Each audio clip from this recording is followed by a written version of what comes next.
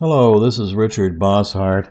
I'm your experienced and certified expat tax consultant, and I would like to help you understand whether you have to file a tax return, and if so, how to go about it. And I might mention that the CPA firms and the tax lawyers do great work for the corporations and wealthy people, but I can do your tax return for much lower fees and at the same time on a one-on-one basis help you uh, cover all the bases you need to cover to exclude legally any income tax liability to the United States. Today I'd like to talk a little bit about due dates.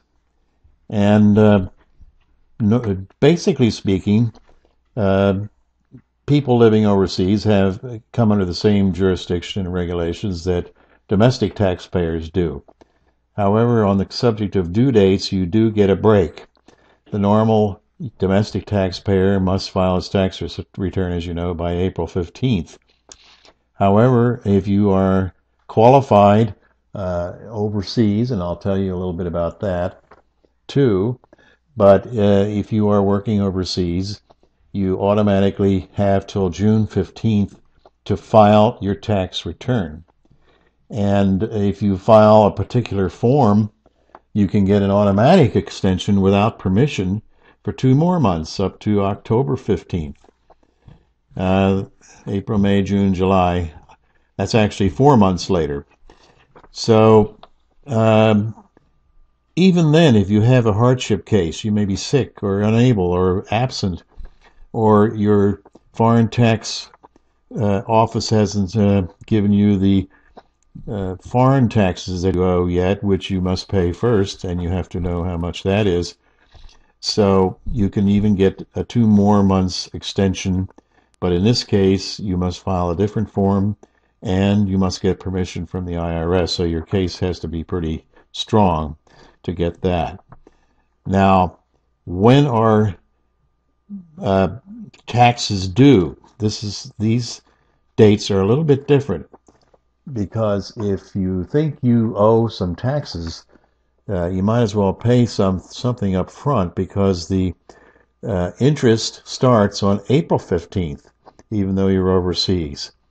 And another thing that starts April 15th, regardless of filing at a later date, is the requirement to file with the U.S. Treasury about any bank accounts that you may have control over.